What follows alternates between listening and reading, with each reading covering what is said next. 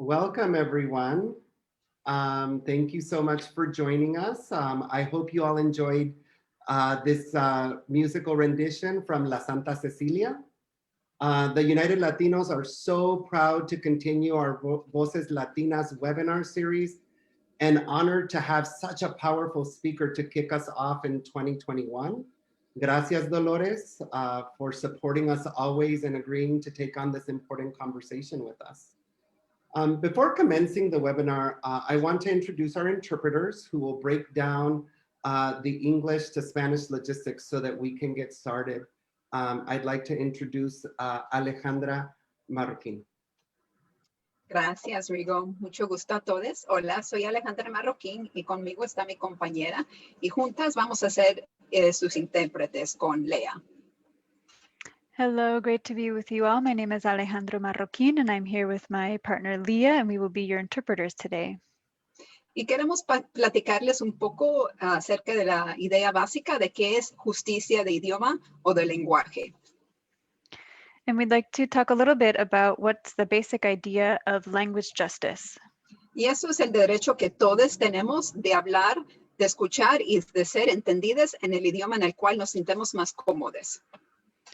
And it's the right that we all have to speak and to listen and to express ourselves in the language in which we feel most comfortable. Por ahorita estamos haciendo interpretación consecutiva, pero en un momento vamos a ir a interpretación simultánea. Right now we're doing what's called consecutive interpreting, and in a moment we'll move to simultaneous interpreting. También queremos recordarle que la creación de un espacio bilingüe es la responsabilidad compartida entre todos. We'd also like to remind you that a bilingual space is a shared responsibility among all of us. Entonces, si no esté hablando, por favor, ponga su micrófono en silencio. So if you are not speaking, please put your mic on mute. Sí, también por cualquier tipo de comunicación, por favor, esté al tanto de los intérpretes o de los facilitadores. Please be paying attention to any communication from the interpreters or the facilitators to help in the interpreting. También pedimos que una persona hable a la vez y por favor no cambie de idioma entre frases. We ask that one person speak at a time and please don't switch languages in the middle of a sentence. Y para las personas que van a estar hablando, pedimos que hablen en un paso moderado y que tomen pausas. Y si se van a introducir, por favor, introduzca su nombre y la organización o local en la cual pertenece. For our speakers today, please speak at a moderate pace and pause often. And for anyone who will be speaking, if you could please introduce yourself before you speak and also the organization that you belong to. Y si está teniendo problemas con la tecnología o no puede escuchar la interpretación, por favor, nos alerta en ese momento. If you are having any technical problems or you won't be able to hear or you can't hear the interpreting, please alert us. También, si va a necesitar interpretación, lo que pedimos es que en su pantalla, si está usando computadora, va a haber un globo pequeño hacia abajo en la mano derecha. Va a hacer clic en ese globo y después va a escoger su idioma de preferencia. En esta versión va a ser inglés o español. If you will be accessing the interpreting, you will see a globe that will appear on the bottom right hand of the Zoom screen. You can click there on the globe and choose your preferred language, in this case, English or Spanish. Es casi igual si está usando el teléfono inteligente o tableta. Lo que va a ver hacia la mano derecha van a ser 3 puntitos. Va a hacer clic allí, va a ver más or more y va a hacer clic allí y después va a escoger su idioma de preferencia. It's similar if you're joining us by a smartphone or a tablet. On the right-hand side, you will see a little box with 3 dots. It will say more, and you will click on that and it will come up with a menu and you can choose your language from there. Sí, y finalmente, tal vez han notado que yo estoy usando la versión de E versus la A o la O. Esto no es error, es nuestro intento en quebrar los binarios de género. Finally, you may have noticed that I am using the ending the E ending instead of O or A, and this is not an error. This is a intent This is an effort to break gender binaries. Sí, gracias. Y con eso se lo pasamos a nuestro anfitrión, Rigo. Thank you. And with that, we turn it back to our host, Rigo. Alejandra, do I need to make you host so that you can turn on the interpretation? Or is that already? That's the host can turn on the interpretation. I'm going to make you host so that you can do that, and then we'll get started, okay? Got it.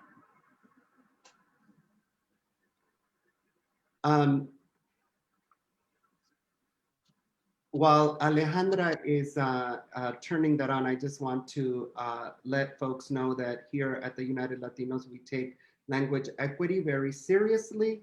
And so we want to make sure that everyone is able to enjoy and learn from our webinar.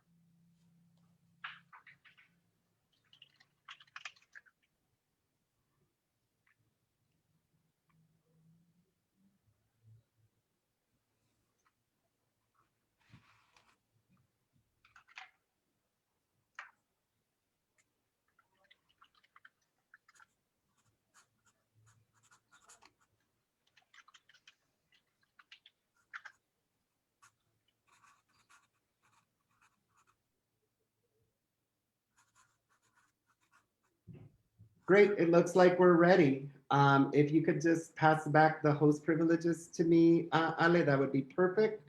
And then we can get started.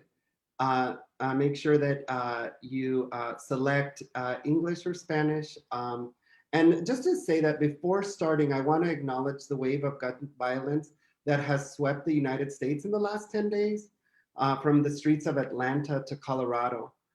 Asian hate and white supremacy have no place in our union. We have witnessed great loss, one of them happening at a grocery store, which rings close to home for us. Our members have tirelessly worked through the pandemic to keep us safe and supply us with essentials. And so our hearts go out to the friends and family of the victims in Boulder and in Atlanta. In Boulder, 3 workers were murdered while performing essential services that keep the rest of us safe. I would like our sister Kim Cordova, president of UFCW Local 7, and her members to know that the United Latinos send their love and support. Your struggle is our struggle, and your pain is our pain. So let us hold each other closer and continue to fight for our families, members, and communities. We must stand against Asian hate and negative stigmas against the Asian and Asian Pacific Islander communities. Tearing down that rhetoric is where our work begins. With that, it's my pleasure to introduce a champion for workers, a community activist, an advocate for equity, whether it be gender or class. She stood and fought for justice in the face of inequality and exploitation. From the fields to the streets, Dolores has changed people's lives by building a movement through organizing. Today, Dolores Huerta continues to build community and organize through the Dolores Huerta Foundation, building on years of nonviolence activism. The foundation's mission is to inspire and organize communities to build volunteer organizations and pursue social justice. A true inspiration, Dolores has committed her entire life to the plight of working people, receiving both the Presidential Medal of Freedom and the Eleanor Roosevelt Human Rights Award, both a testament to her fight of making this a better world for all. For years, Dolores has been an advocate for Latino leaders, ensuring that they have a voice in public office, and has worked to elect Latinx and women to political office. On a personal level, I appreciate Dolores' mentorship and support, and always being an example for me and our entire community. I appreciate her commitment to look out for workers, but especially her foresight in looking out for organizers. Dolores, you're an example of what an organizer really is. Somebody who grows the movement by creating leaders one by one. Thank you so much for joining us today and for always supporting the United Latinos of the UFCW. We are happy to call you a friend and a guerrera en nuestra lucha. Thank you very much, Rigo. And I do want to say to everybody that I am very, very proud to be part of your family of the United Food and Commercial Workers. We have been in so many struggles together. And I know that our struggles are not over yet. We have many more struggles ahead of time. And I join you in commemorating and grieving for the lives of your members and others that were lost in Boulder, Colorado with that mass shooting.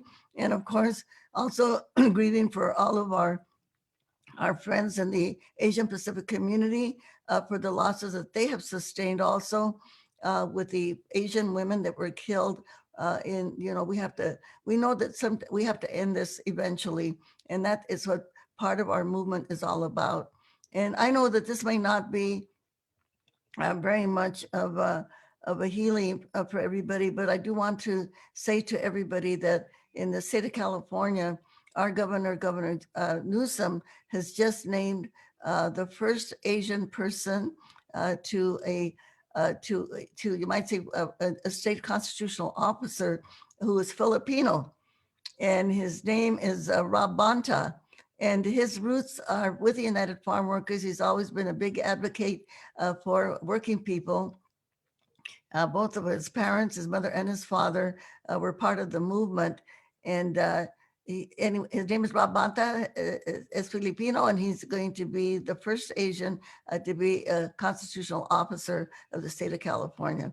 I know that is not much of a reparation, but I think that it will help when people see that we do have Asian people that of that caliber to serve as the Attorney General of this big state of California. That I think that goes a long way in sending out that message and everything that we have to do to fight the racism in our society. And the other thing, I want to congratulate all of you for being unionists and for being organizers. For those of you that are the organizers out there, I consider myself, and thank you, Rigo, for introducing me as an organizer, because I do believe that organizing is a profession, and we are the missionaries that go out there and enlighten people, educating people about the rights of workers, the rights of women, the rights of our LGBTQ community, and that every single person should be treated with respect in our society. And of course, with the labor unions, we have the right to have a living wage so they can support themselves and their families.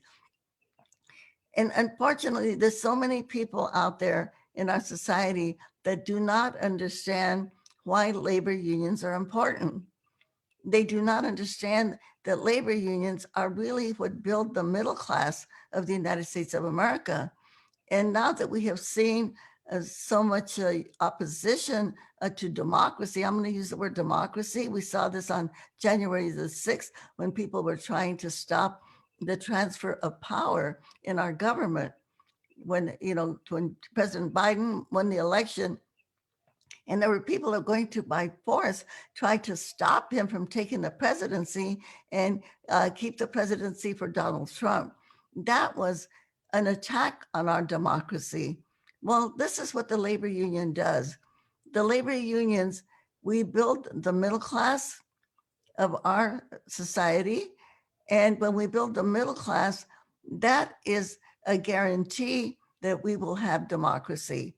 And so people don't understand that is why labor unions are so important. And that labor unions are simply an organization of workers. I always tell people, the bosses, they have a lot of organizations that they belong to. They belong to the Chamber of Commerce. They belong to, if they're groceries organizations, the grocers associations, they belong to maybe 5 or 6 organizations. But when workers try to form an organization, which we call a union, then they get all of this opposition and people try to stop them from having a union. And all of that really comes from slavery, because the indigenous people, the Native Americans people here in the United States, they were the first slaves. And then they brought, of course, people from Africa over. And the people from Africa, those slaves, they built the White House, they built the Congress, they built much of what we call our capital in the United States of America was built by them.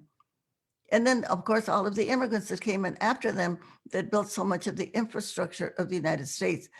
So basically what slavery is about people working for nothing, people using their energy of their life to make other people rich. And that has translated into working people.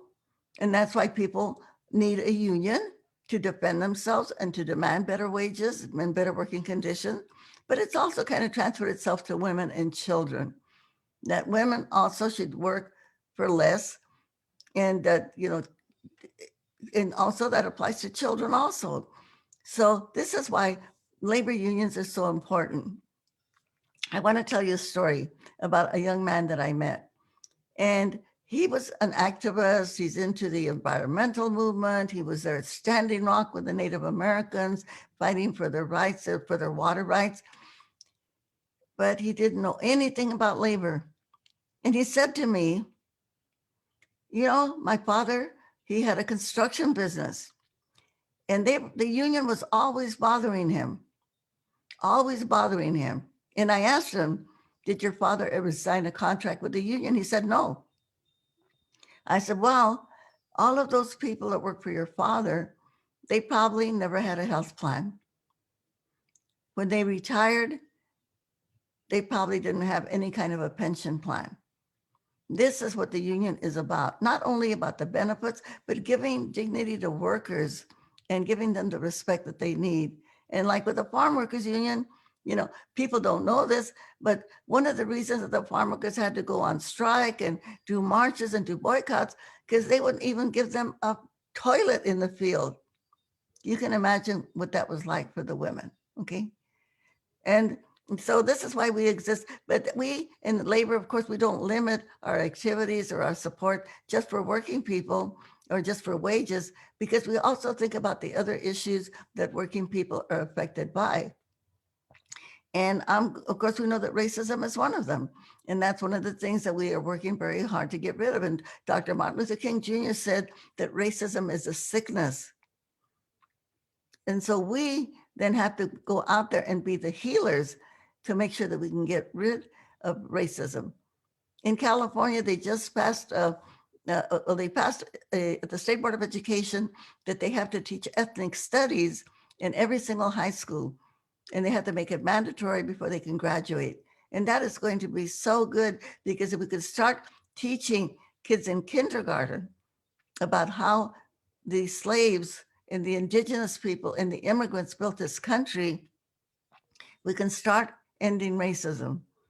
And of course, also teaching people, and this is something that we always have to remember, that our human race began in Africa. But as they went across the planet, people got lighter in skin, got different color hair, different color eyes. But underneath our skin that we have, which is just an organ that covers the human body, all of our body parts, our organs are the same color, okay? So we can finally say to all of those neo-Nazis out there and the white supremacists out there, get over it, you're Africans, because this is where our human race began. And that makes us all Africans. We call Homo sapiens. And I think we will get rid of racism eventually, but it's not going to be easy. But so now we're going to be able to teach ethnic studies in our high schools. Eventually we have to get it down to kindergarten. But then we also want to have labor studies so that everybody will know how important working people are. And like my friend that I spoke about, he will also understand, and they will understand why labor unions are so vital and part of our democracy here in the United States of America. And maybe eventually we can get them to teach not only labor studies, but also gender studies, studies about women. because we know that misogyny and sexism and machismo, that's also part of the things that we want to get rid of in our United States right now. And also another thing, and I want to just mention this because some people still have trouble with this. I think, so we have to, as I said, be missionaries and healers, but also bring out the point that every woman has the right to her own body, especially her reproductive rights. If she decides she wants to have a child or not have a child, if she wants to have an abortion, that is her human right to do that. And I'm going to quote the president of Mexico, Benito Juarez. I know that some of you know who I'm talking about, but he had a great saying.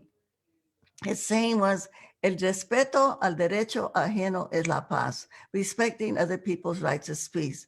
So whatever or how many children a woman wants to have is her decision. She has that human right to control her own body. And that also applies to who you love, who you marry, who you want to live with. And if that person just happens to be of the same sex, well, that's your human right to love who you want to love. So we just have to remember that, and let's share that with other people. Respecting other people's rights is peace. And that way, because they use these cultural issues like women's right to abortion, LGBTQ rights, they use that to divide people, okay? Well, we're not going to let them divide us. And I want to ask you to take up these conversations with your family, with your friends. So when we talk about union rights, we're going to talk about human rights also. Of course, union rights are human rights, but we want to also be able to use our organizer mentality, our organizing skills to also make sure we can heal people on some of these other issues, because that's our job as union organizers, is to go out there, educate, illuminate people. And I'm going to say this in Spanish because a veces tenemos personas que todavía están tapados, okay? And so we want to, and in English, that kind of says we still know we have a lot of people that are not really understanding why these human rights are important. Well, you know, right now we're celebrating Women's Month. And actually today, they're celebrating equal pay for women, because we know that women are not being paid equally as equally as men. And not only that, but Latina women are kind of at the bottom. Latina women get paid the least amount of money as other women do. But eventually we can also change that too, because right now there is a bill in the US Senate called Equal Rights Amendment. I think a lot of people thought that somehow we already had a law that said that men and women are equal. Well, you know what? We don't. But right now in the US Senate, there is a provision that we want the US Senate to vote on to say that women have equal rights as men. There are only a few countries in the world, a handful of countries in the world, of the developed world, that have not signed on to that. And if it passes the US Senate, guess what? It'll be part of the Constitution of the United States of America, that women are equal to men. We may not be equal in physical strength, but we know that in intelligence and in many other ways, we are equal to men. So that's why it's so important that these particular laws get passed.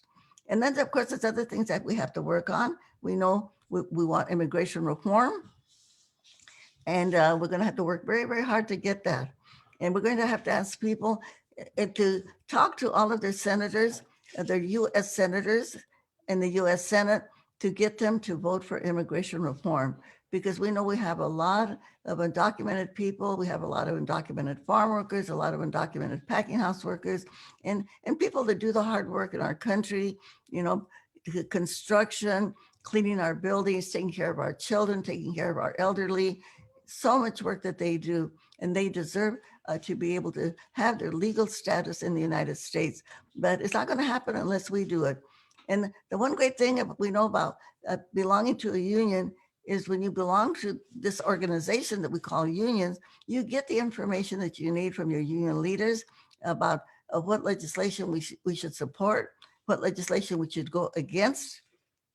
And we get that information and that guidance, but sometimes we can't even get it off of the local press, because if you live in a place like I do in Bakersfield, California, Kevin McCarthy, the Republican representative of the US Congress, we don't often get the news that people might get, say, in any other part of the country. So we have to stay informed and we have to stay active. But we have seen some changes, but I think in many ways we are so fortunate to be living right now in the time that we're living. We know when they had the first depression way back in the 30s, after that depression, what happened? They passed the labor laws that gave industrial workers the right to have a union. Okay, that happened. And now after this pandemic and people being locked down, and we've had kind of gone through a terrible time with our last president. And I'm going to quote the Chilean poet who said this, Pablo Neruda. He said, "They can cut all the flowers, but they can't hold back the spring." I'll say it in Spanish. Cortaron todas las flores, pero no pueden detener la primavera. So we are now, right now, seeing the spring. We are seeing the sunlight at the end of a really long, dark tunnel. And I think we are going to be inspired to go out there and make sure that we, as union members, as organized union members, are going to take our part and part of the movement, that we are going to change our society. We're going to dismantle the systems of oppression, get rid of the racism, the sexism, the homophobia, the ignorance that there exists when it comes to things like global warming. So todos juntos, all of us together, we're going to make it happen. Sí se puede.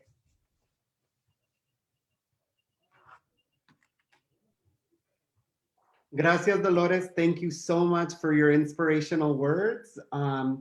We're going to bring in some folks from the United Latinos Executive Board that want to ask you some questions. This is our panel. Will be Maribel McKenzie, who is Secretary Treasurer of UFCW Local 135. I'm sorry, is recorder of I gave her a promotion. Is recorder of UFCW Local 135 in San Diego, California. And then Ali Wadi, who is Secretary Treasurer of Local 1500 in New York. And so if you can turn on your video, both of you, then we'll be able to see you. We will bring on Lucia from Lucia, if you could raise your hand. Lucia, si puedes levantar la mano. We'll bring on Lucia from local, I'm sorry, we're going to bring on Lucia Albino from our local in Quebec, Canada. Lucia Albino, and Secretary Treasurer of United Latinos and President of UFCW Local 2 in Kansas, Martin Rosas. And so this is our panel today. If you all could turn on your videos, then we can see all of you. Lucia, si puede prender su video, Lucia.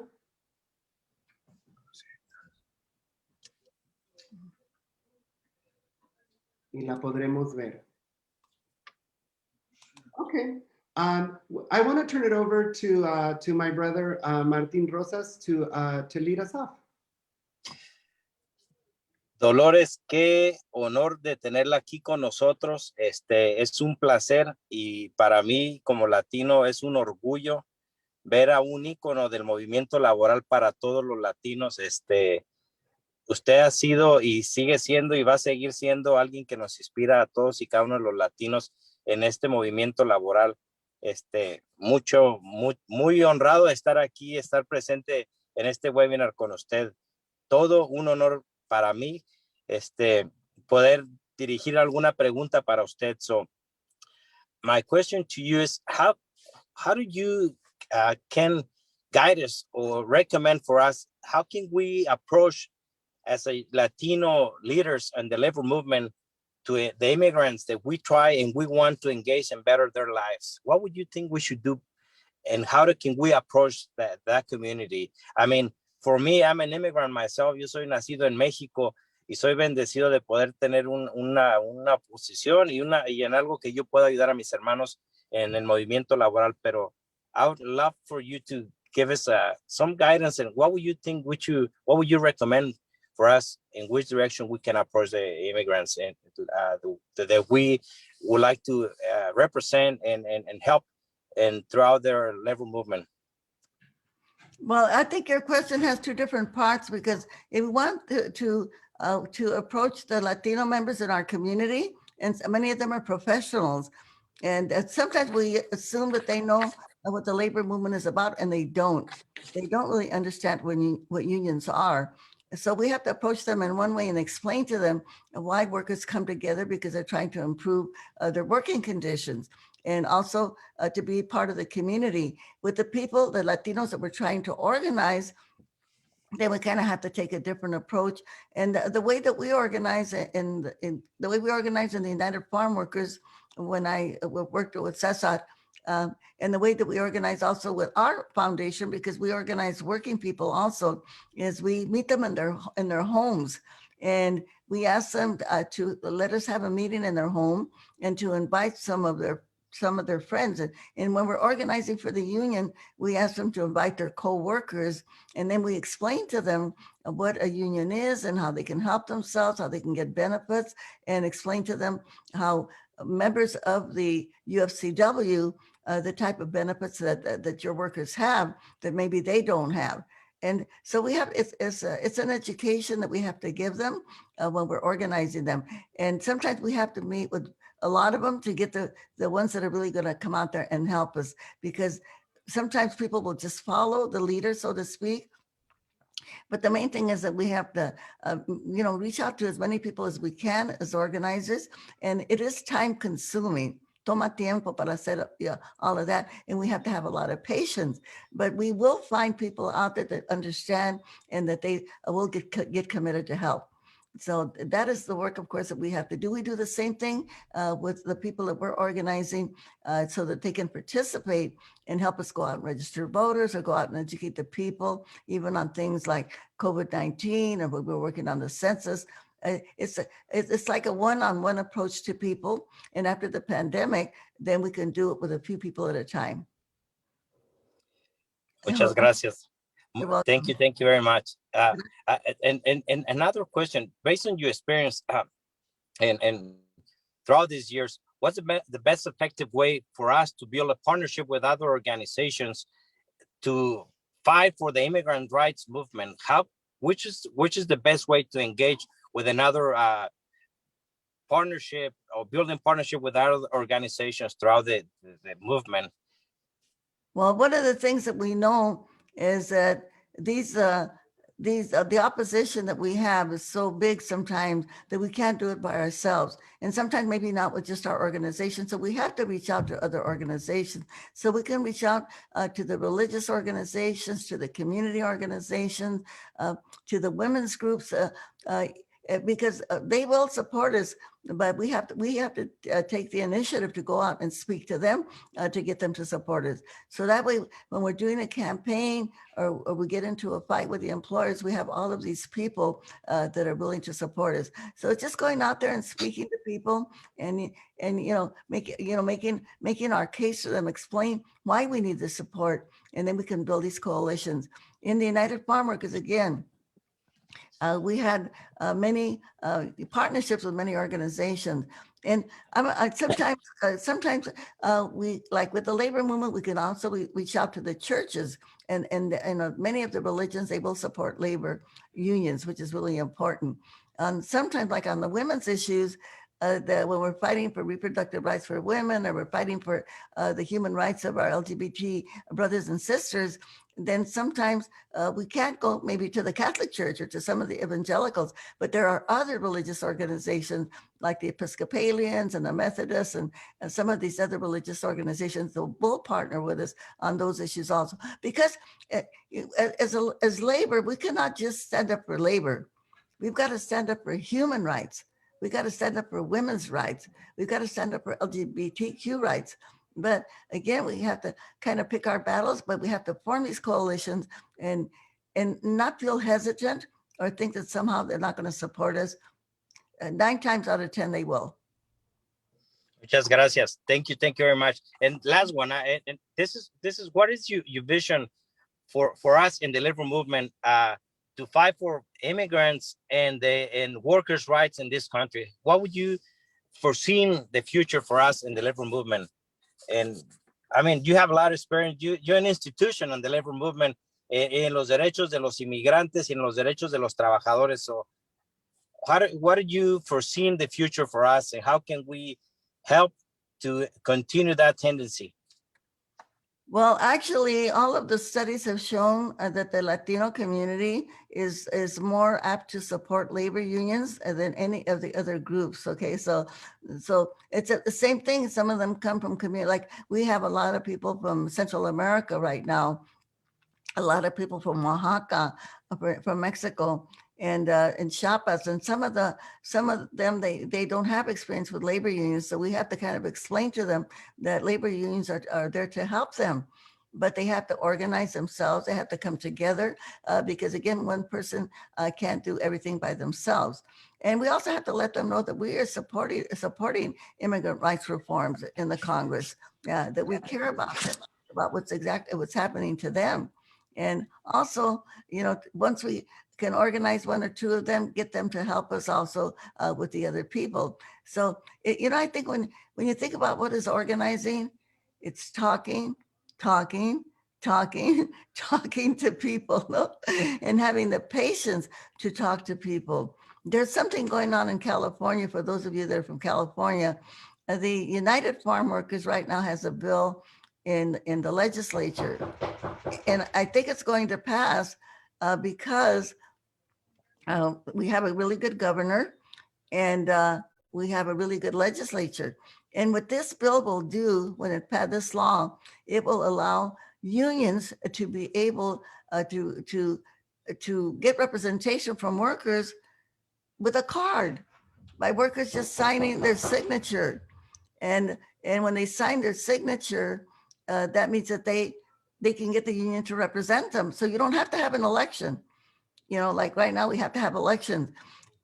And I think, look, and I know you're going to agree with me on this one. If your signature is good enough to buy a car, buy a house, get married, get a divorce, okay? It should be good enough for you to choose your union.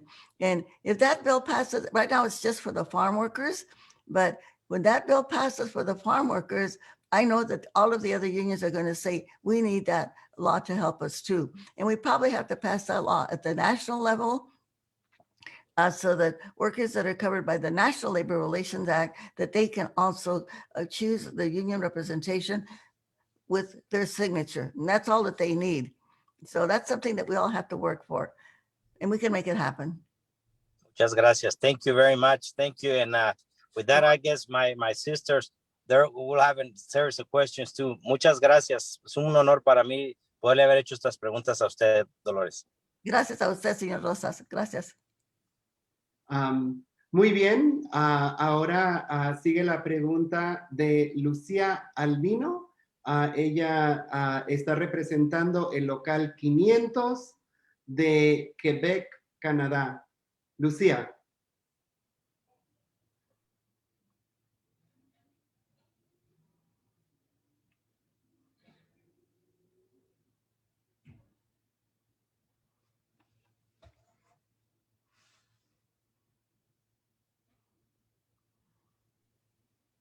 ¿Escuchan? Sí. Ah, mucho gusto. Disculpen la tecnología, a veces conmigo no funciona. Señora Huerta, qué orgullo de tenerla como panelista hoy en United Latinos. Saludos de todos los latinos de Canadá. Donc, tengo dos preguntas. Donc, ¿por qué es importante construir un movimiento obrero transnacional?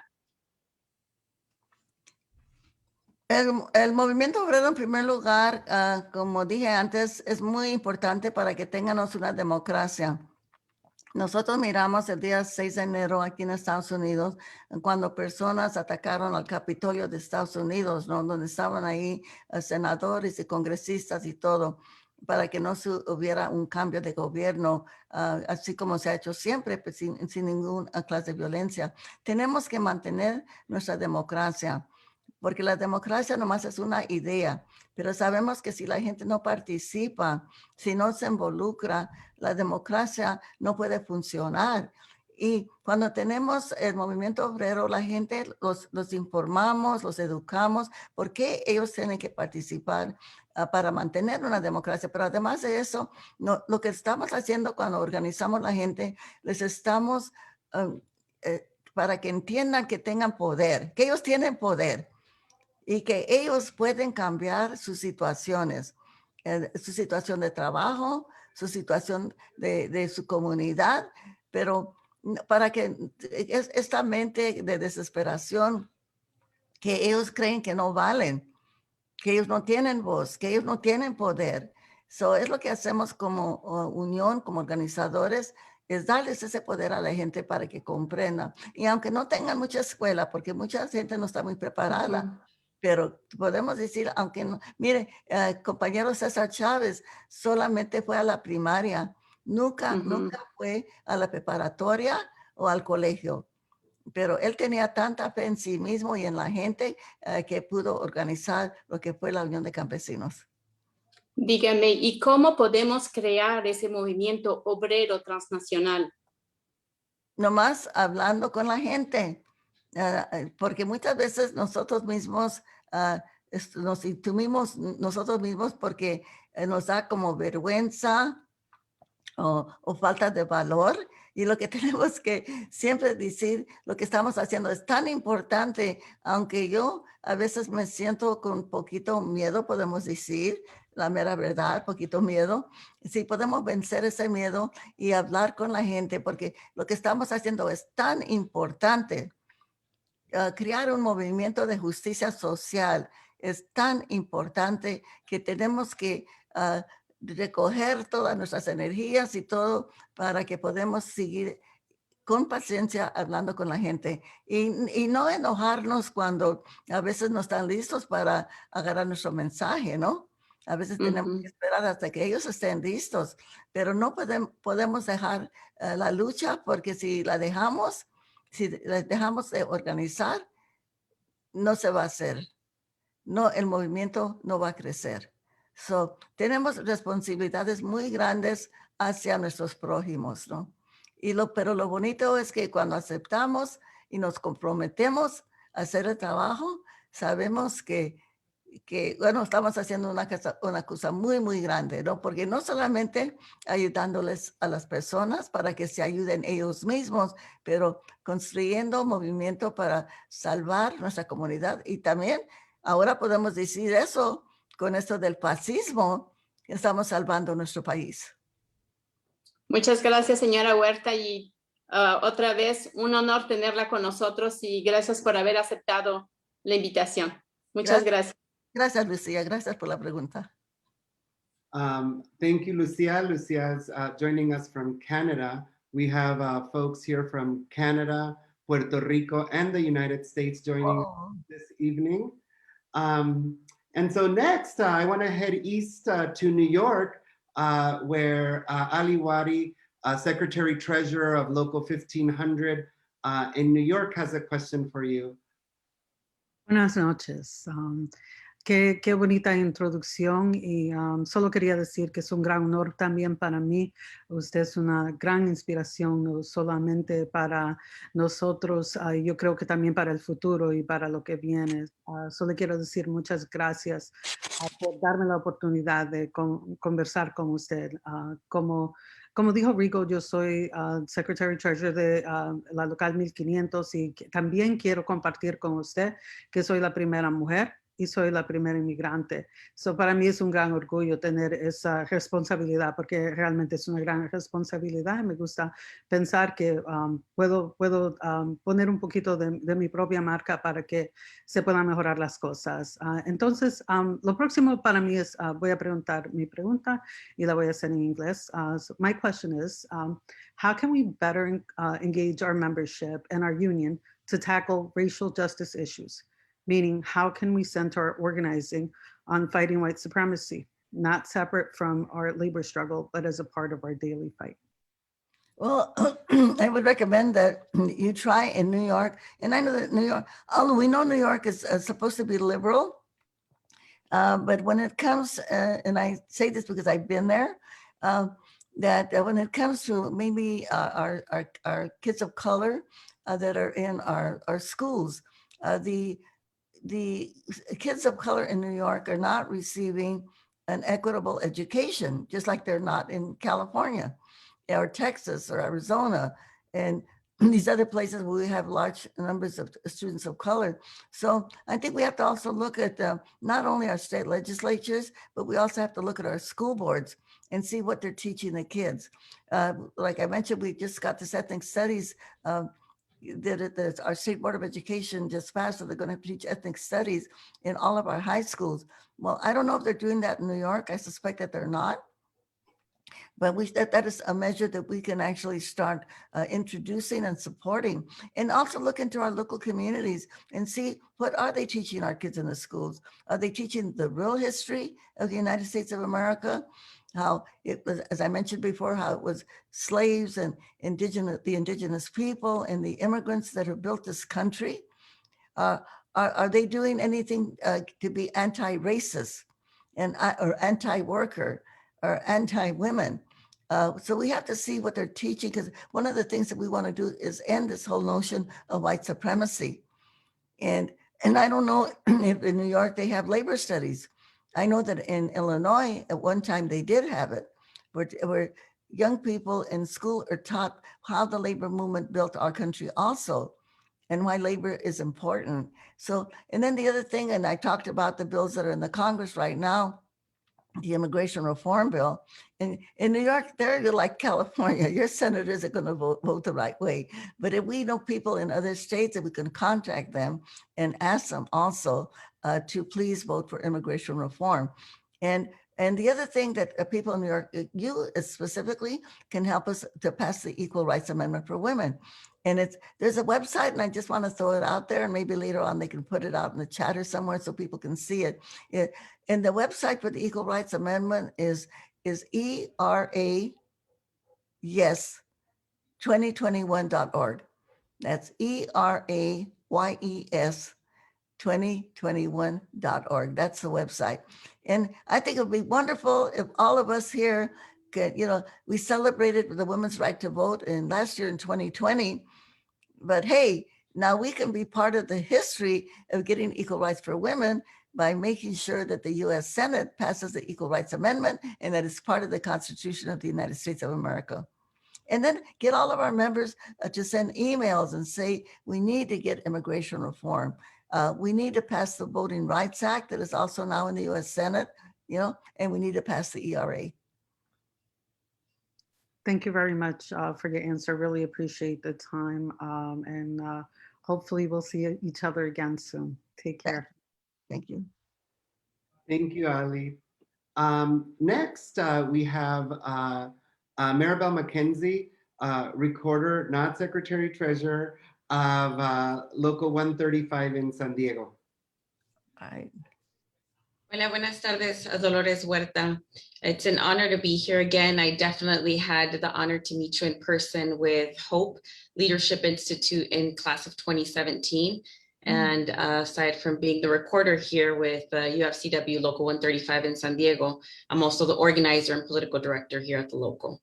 And with that, one question that I have, and definitely as I had the honor to learn more about your foundation. The Dolores Huerta Foundation does an incredible job in mentoring young Latinas community leaders. How can we do a better job in our union to recruit, mentor, support, and uplift our future leaders? Well, the best way that we know that we learn is by doing. So if you can bring them into campaigns, so whether it's passing leaflets, it's passing, whether it's phone banking, just calling members, or marching or picketing, anything that they can do physically to participate in the work that you're doing. If you can take them out on an organizing campaign, that is also a way to teach them. We have been very successful with the Dolores Huerta Foundation to bring young people into leadership. And we start them by canvassing, door knocking, going door to door and talking to people, because that way it kind of helps them lose, they can get courage by doing this. If they feel a little shy about talking to people that they don't know, and young people love it. I think the labor movement has produced so many leaders, and in our foundation too, so many the young people who came to work with us, they are now heads of different organizations. We have some of our people that we organize, and some of these folks, by the way, are immigrants. They don't speak a lot of English. Some of them never went to school, but they're sitting on different school boards, water boards, recreation boards. In fact, the head of our youth organization, our past head of our union organization, is now sitting on the recreation board on the town that he lives. So I think it's so wonderful. And that's what we do in labor. We open up the doors, we let people come in. We're not like a secret society, we welcome people. And the other great thing is too, in political campaigns, because we all work on political campaigns, and invite the young people to come in also, and they can go with you, whatever work that you're doing. I always like to remind people that President Obama was a community organizer in Chicago, before he became a state senator. And so this is a union organizing, community organizing, the best experience that the young people can have. So thank you for that question. And I know it's going to happen. Thank you. Thank you, Dolores. And if the panelists can just stay on, we're going to open it up for folks from our audience to ask a question. So if you have a question, raise your hand, and we can let you into the panel. And let's see how big we can get.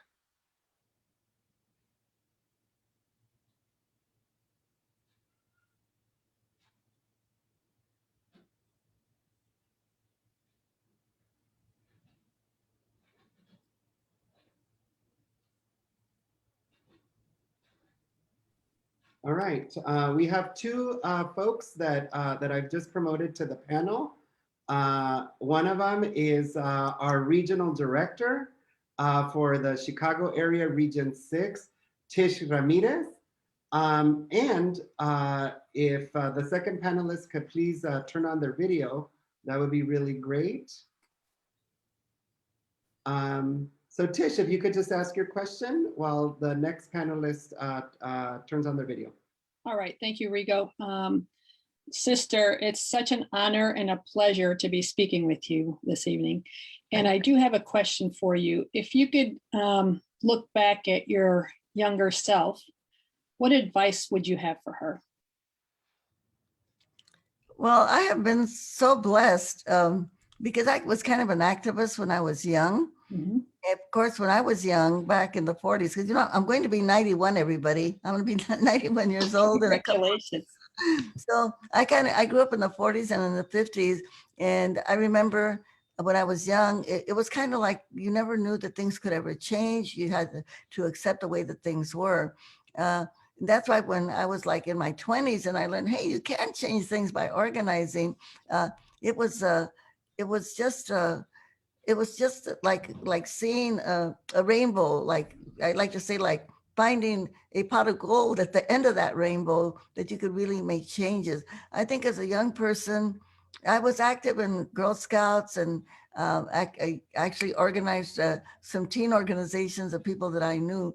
So if I could go back to myself when I was young, I would say, well, don't give up hope. But actually, now that you asked me that question, I'm thinking that had I not been active in organizing my friends, we organized a teen center. If I would not have been active in Girl Scouts, I think I probably would have been depressed and I would have felt hopeless. So I think it's good to keep our young people active. And that's why I think all of us in the labor movement, you know, we are very family oriented and we involved our children and our nephews and our nieces and whomever we can put our hands on to also come and join us in the activities that we do. So it's giving a great gift to young people to involve them in the organizing work that we do, or the political work, or the community work. All of these things that we do involve the young people because we are making them so powerful. Even coming to a march, you know, all of my kids, of course, grew up in the labor movement, but when they're in a march and they feel the power of people coming together to get a message out or to organize, that we are empowering them, and they don't even realize how powerful they are unless they see other kids that don't have that feeling of power that they have. Thank you, sister. Okay. I think we have a question from former Secretary Treasurer Esther Lopez. Good afternoon, everyone. And let me also echo Dolores, how grateful we are. You cut out.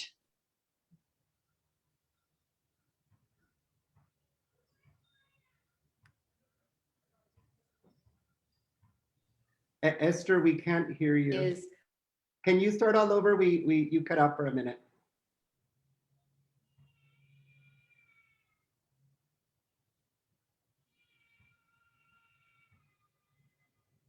I think she got Lucia's technical difficulties from Canada. Okay, well, we get Esther back on. Is there anyone else that has another question for Dolores?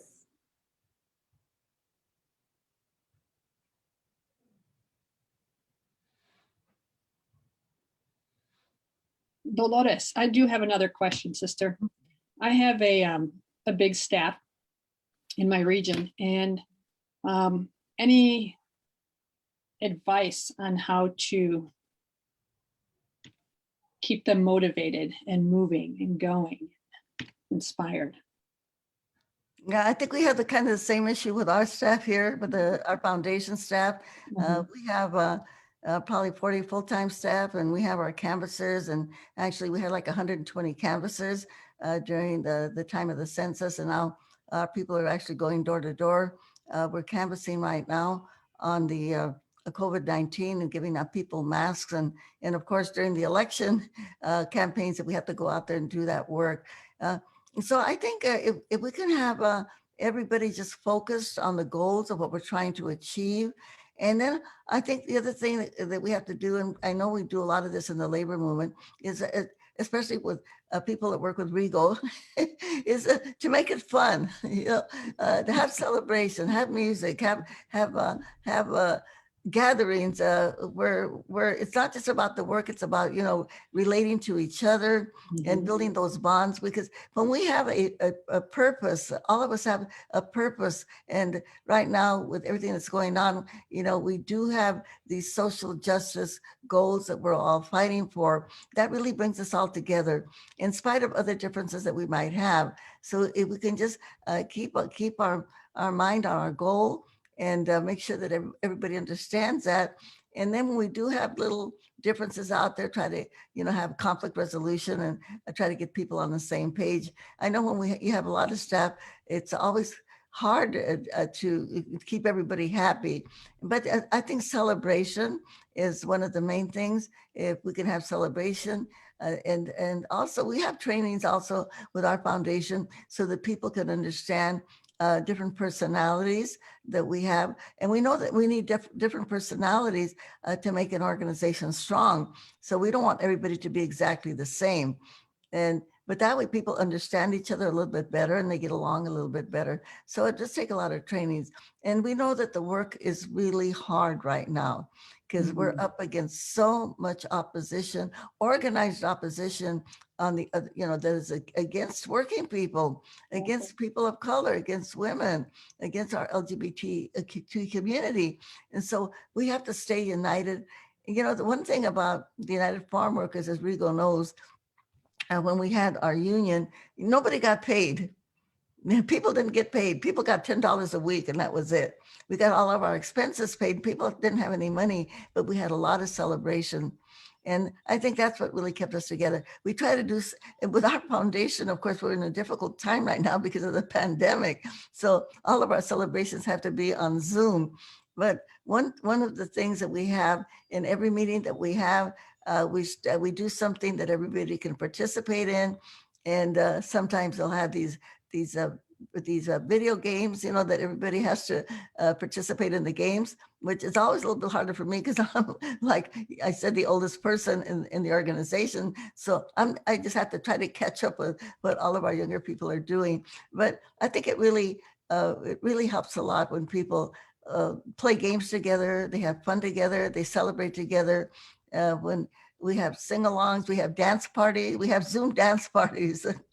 And anything we can do that is fun, and always reminding ourselves of how important the work that we're doing is. I think we keep our spirits up. We have to keep our spirits up all of the time and always remind folks that the work that we're doing is so, so important because we're not just defending workers, we're actually saving our democracy. Thank you. Thank you, sister. That's great. Thank you so much. Next, we have a question from an organizer from the RWDSU, Luis Lopez is gonna ask a question. Luis, if you could turn on your video and unmute yourself, you're on.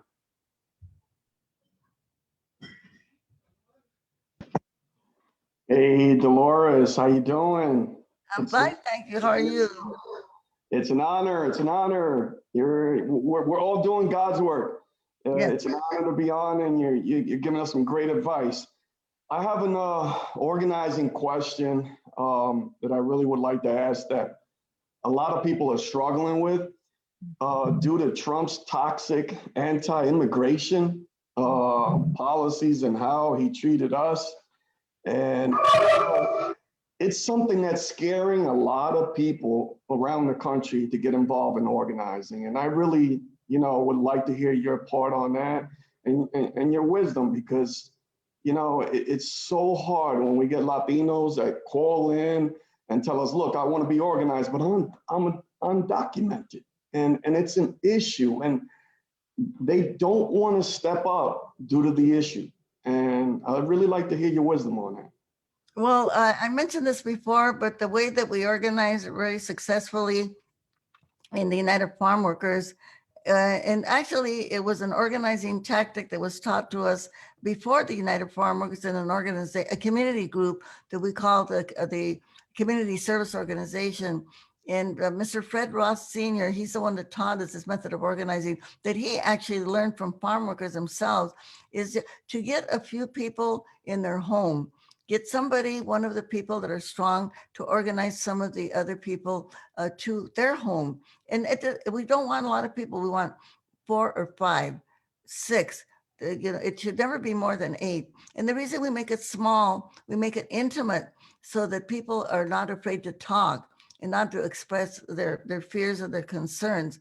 And then when we have that meeting, out of that meeting, we get one of those people to invite to host another meeting, and they invite a few people, and we have the same message. And you talk about the conditions that exist, why they need to be changed. You give them examples of how people like them were able to come together and change the conditions. And you say to them, how many of you are willing to do this? How, we kind of end the meeting. It's only an hour-long meeting, and we end the meeting by saying, how many of you think that these conditions should be changed? And they'll say yes.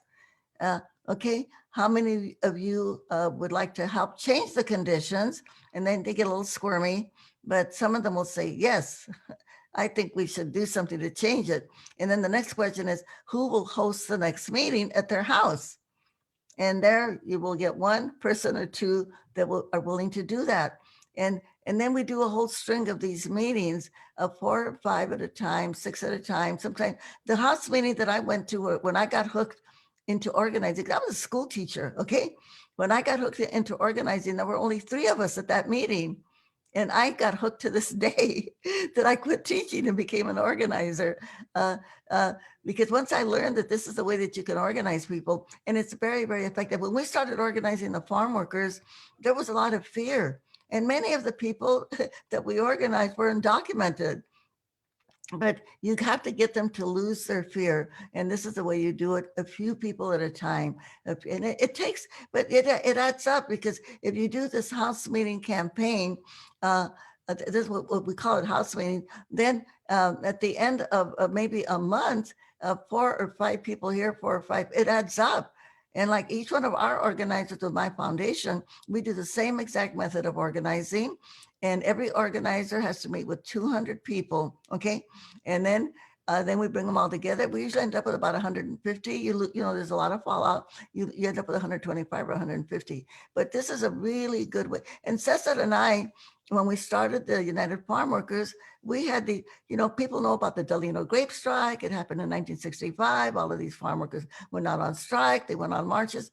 We organized for 3 years with house meetings in the Central Valley of California, in 3 different counties before. And we were going to keep organizing for 2 more years till 1968. But the Filipino brothers went out on strike and we had to support them. So it kind of cut us short, you know? So this is the way that you organize. And that I am so grateful to Fred Ross Sr. He passed away, but he's the one that taught Cesar and myself and other organizers. It takes a lot of patience to do this. And but if people can do that, this is the way that you organize. And you know, se les quita el miedo. You know, you have to remove that fear from people. Thank you so much, Luis, for that question. And one other thing, once you're in a campaign, in a big campaign, and once you've got your little base and your leaders, humor is a good way, you know, because the workers were so afraid of the bosses, and we would make these leaflets making fun of the bosses, and especially the Latinos, they love, they love humor and making fun of the bosses, and we used to do, these little leaflets with cartoons on them, painting the bosses with horns on them, like El Diablo, and people love that. But those are all really good. Oh, and then of course we were lucky because we had Luis Valdez and the Teatro Campesino that did these little guerrilla actos, and showing like a farm worker kissing the boss's boots, and of course nobody wants to identify with that, right? But all of those tactics really help remove the fear of the workers. Awesome, thank you. And I just want to mention that Luis is working on a very historic campaign organizing the Amazon workers in Bessemer, Alabama. And I just want to say that on behalf of the United Latinos, we wish you all of the best of luck and all of the power in the world to change that dynamic. And I was very fortunate to work in New York City on the Great Boycott. And of course, needless to say, we had great support from the Retail Wholesale Workers Union. They were really great supporters. And so I want to maybe thank you for all of the help that they gave us. Thank you, Rigo. And God bless. And hopefully we win this thing and start a new chapter. Yeah, I have two of my grandsons are working at Amazon, and one of them got hurt. And of course, they didn't pay any attention to him. You got to meet your quota. You got to work harder, So he just quit, by the way.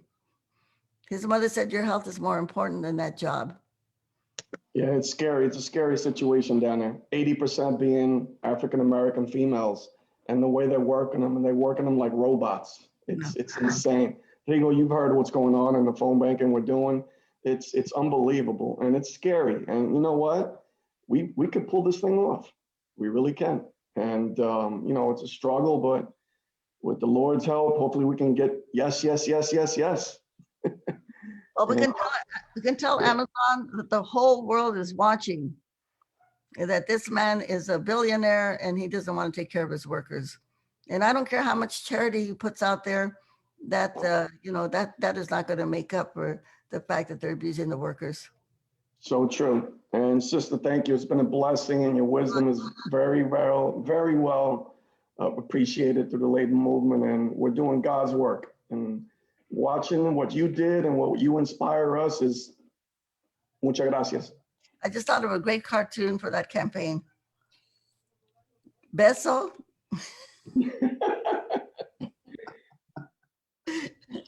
You know where you're going with that.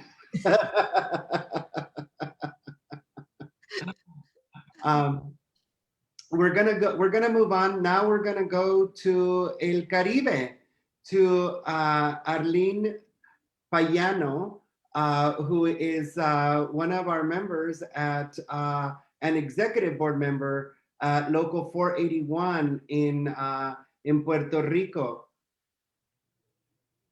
Si puedes prender tu video y muy bien. Hola, saludos. Hola. Saludos a todos. ¿Cómo están? ¿Cómo están? Hola, Dolores. Saludos. Un placer conocerla y para mí un privilegio aquí desde Puerto Rico. Quarter. Y pues tenía una pregunta para usted.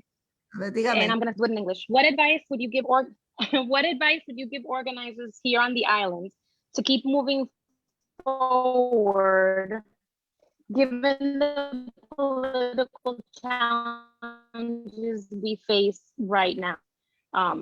With everything going on with political status, after my comrades here on the islands, the unions organized most of the protests and ousting the governor. But after that, things have really lulled. So what advice would you give us to keep it moving? Well, I think for everything that the people in Puerto Rico have gone through, I think the main thing is just, and I'm sure that you're doing this and you already know this, is that people just have to keep the faith and know that things are going to get better, but also that they have to understand that they are the ones that have to make it better. And they have to kind of overcome all of the terrible tragedies that they've lived through. And you're just keeping that faith in themselves, and faith in their co-workers, their fellow workers, by knowing that if we all stick together, that this is the way that we will be able to overcome all of the abuses and tragedies that people have had to live through. So, and always, have a really, really loud voice and say, we need help. We need help for our communities, we need help for our country, and we need help for our workers. And make sure that people can hear your voice and actually give in to the demands that you're making. Porque I think all of us care about what happened to the people in Puerto Rico, and especially the working people. And I know that there's a lot of speculators that are in Puerto Rico right now, trying to make Puerto Rico just a big tourist attraction. And so we know that the work is very hard, but reaching out to everybody to come and support you and to help you, I think that's the main thing. Just keep on doing the work, And like Cesar Chavez used to say, don't give up, because the only time that we lose is when we quit. Thank you so much. Yeah, we have to keep up the faith and keep strong, and si se puede y pa'lante, vamos pa'lante, siempre para adelante. Aquí en la isla siempre decimos, pa'lante compañeros, y vamos para allá, hacer el trabajo que es necesario y justo, ¿verdad? Para todos. Y sabemos que los puertorriqueños siempre saben cómo celebrar, ¿ok? Sí. Sí, nosotros sabemos celebrar, y aquí, ¿verdad? Los compañeros que visitaron la isla saben que nosotros aquí nos gusta celebrar, pero también somos trabajadores y vamos para adelante, tú sabes, y eso es importante para nosotros como grupo. Y una honra estar esta noche con usted y con mis compañeros. Les envío a todos un abrazo solidario y de mucho amor, sobre todo. Gracias nuevamente. Gracias. Gracias, Arlene. Nos vemos muy pronto. Gracias, Rigo. Saludos. Saludos. Continuamos con Pedro Albarrán. Pedro es miembro del Consejo Ejecutivo de Local 770 en Los Ángeles, California, y trabaja en la planta Smithfield Farmington en Vernon. Pedro. Hola, buenas tardes a todos. Es un placer tener a Dolores aquí con nosotros. Gracias a ti, Rigo, por organizar este evento y todas las personas que han colaborado. Es algo muy importante que tenemos ahorita que hacer para continuar haciendo nuestro trabajo, nuestro gran trabajo de organizar para poder mejorar la vida de todos nosotros, ¿verdad? De todos los trabajadores y sus familias.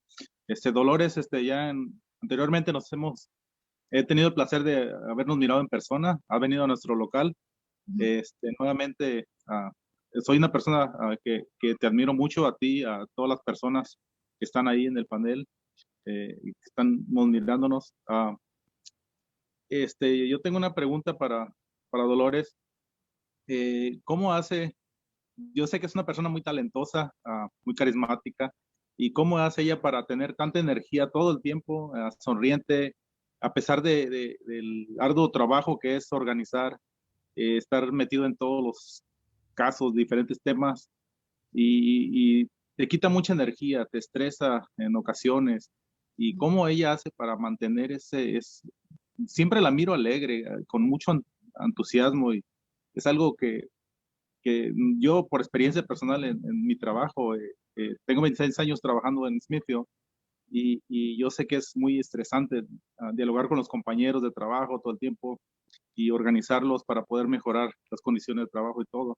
Pero a una escala más grande, como Dolores ha trabajado muchos años de su vida y en diferentes temas, ¿cómo le hace para mantenerse tan fuerte todavía? Bueno, siempre sabemos que el trabajo que estamos haciendo es muy importante, y si no lo hacemos, bueno, no vamos a ganar. Así es que me trato de estar informada de lo que está pasando, y como hemos platicado, siempre en colisión con otros grupos, otras organizaciones, apoyándonos unos a los otros, pidiendo ayuda de ellos cuando lo necesitamos también para nosotros. Y a mí me gusta mucho decir lo que dijo Michael Moore. Él es la persona que hizo muchos documentales, ¿no? Y él lo miré en Nueva York, y él dijo esto, y que lo voy a compartir con ustedes. Dijo, cuando nos levantamos en la mañana, nos lavamos la cara, nos cepillamos los dientes, y luego y luego tenemos que mandar un mensaje a nuestro congresista, ¿ok? Porque sabemos que estos congresistas y estos senadores, los legisladores estatales, los de los concilios de la ciudad donde vivimos, que necesitan mucha presión para cualquier ley que queremos que pasen, o parar leyes malas también. Siempre tenemos que, si estamos al tanto todos los días, siempre tenemos la energía para seguir. Y es lo que siempre, si nos mantenemos activos, yo siempre digo que cuando una persona es activa, lo que no tenemos tiempo de pensar de nuestros problemas personales. Eso se van a arreglar de un modo o de otro con el tiempo, ¿no? Pero sabemos que la energía que ponemos cada día para poner nuestra voz, para poner la presión sobre las personas que necesitan esa presión, estamos haciendo algo, tomando otro paso en este camino que tenemos de la justicia social. Sabemos que el camino es largo, pero tenemos que tomar muchos pasos pequeños y a veces pasos grandes para llegar a estas metas donde queremos llegar. Muchas gracias. Gracias, Pedro. Vas a hacer la última pregunta de hoy. Vamos a empezar a cerrar. Pedro has the last question of the evening. We're going to start to close. I want everyone who's a panelist to please turn on your camera, please. Just turn on your camera. Interpreters, everyone. I want to, like I said, I want to thank everyone who participated in our conversation today, especially to thank you, Dolores. Once again, you've inspired us by giving us concrete ways to challenge ourselves to better our organization. But before closing, and I don't know how many people know this, but I know a secret about Dolores. Dolores knows how to dance, and she can dance and dance and dance all night away. And I hope that on your 91st birthday, which is April 10th, that you get to do that you just get to dance. But before closing, and I don't want all of us to start to sing because it sounds terrible on Zoom, but we do want to play you a song and wish you a happy 91st birthday. Estas son las mañanitas que cantaba el rey David. A las muchachas bonitas se las cantamos aquí. Si el sereno de la esquina me quisiera hacer favor de apagar su linternita mientras que pasa mi amor. In honor of Dolores' birthday, I would like, if you all feel so inclined, to donate to the foundation that is named after her, the Dolores Huerta Foundation. Please do so by scanning this QR code, and it will take you right to the foundation giving page. Please do that in honor of Dolores' 91st birthday and in honor of the incredible work that she has done for our community her entire life. I just want to thank you from the bottom of our heart for sharing this last hour and 30 minutes with us. Before I close, because I am an organizer, I also want to ask folks, if you are not a member of the United Latinos, become a member right now. So I learned from the best to recruit people into the organizations. And I would like Luz Rivera to please raise your hand because there's something that I would like to show you. Luz Rivera is going to show us the United Latinos face mask that you will receive if you become a member right now. If you've already become a member, you'll receive your face mask on after April 1st. There is Luz. Let's turn off the QR code and pin Luz. Luz, if you could unmute yourself, that way you can show prominently on the screen. These are our face masks. Hello. All right. If you want a face mask, become a member of the United Latinos today. Isn't that good, Dolores? Always recruiting. Awesome. And you know what, Rico? I just remembered something. I mentioned the excuse me. I mentioned the organization that Cesar Chavez and I belonged to before we started the United Farm Workers. It was called the Community Service Organization. And one of the founders of that organization was a guy named J.J. Rodriguez. Okay. He was an officer, the only Latino officer, I think, of the UFCW. He started out with a butchers union and then they merged, okay? And his son, Jimmy Rodriguez, was one of the people that started the Latino caucus in the UFCW. It didn't go very well for them, okay? I think they all got fired. They all got fired. But so it's really nice to see all of you and know that you have this organization, Latinos Unidos, and none of you are getting fired for organizing. So when we think about that, we can see that there has been progress, okay? And so, when we get discouraged, we can look back and then we can see that there has been progress. So I want to throw that name out there, J.J. Rodriguez and his son, Jimmy Rodriguez. that were pioneers in making sure that Latinos were recognized and respected within their own unions. I want to add actually a little bit to that. JJ Rodriguez's union is the union that became Pedro's union at Farmer John. And Jimmy Rodriguez was the president of this organization, the United Latinos of the UFCW. And so isn't it funny how small our world really is, and all of the advances that we can make by organizing. Thank you so much, Dolores, for pointing that out. I want to close. I'm going to give you the last word, but before I do, Dolores, I want to just say to everyone that we're going to have another webinar soon. We'll put that out there, and hopefully as it becomes safe, we'll have another date for our conference that was canceled last May due to the COVID-19 pandemic. And so we're working to get a new date as soon as it's safe to do so. And once again, I want to thank all of you for joining. I want to thank the interpretation team, Ale and Lea. I want to thank Clara for all of her work in putting this together, Diana for helping us with logistics, and everyone who attended. We're going to follow up with an email to the link of the recording of this webinar and a registration for the next one. So stay tuned for that. Dolores, we have 2 minutes and they're yours. Close us out.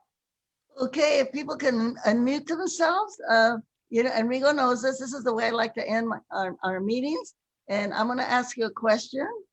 I know you know the answer. Okay. And the question there's 2 questions. Que les voy a preguntar. 2 questions. The first question is, who's got the power? And I want you to say, we've got the power. And when I say, what kind of power? You're going to say people power. Okay. So can we do it all together? Okay. 1, 2, 3. Who's got the power? We have the power. What kind of power?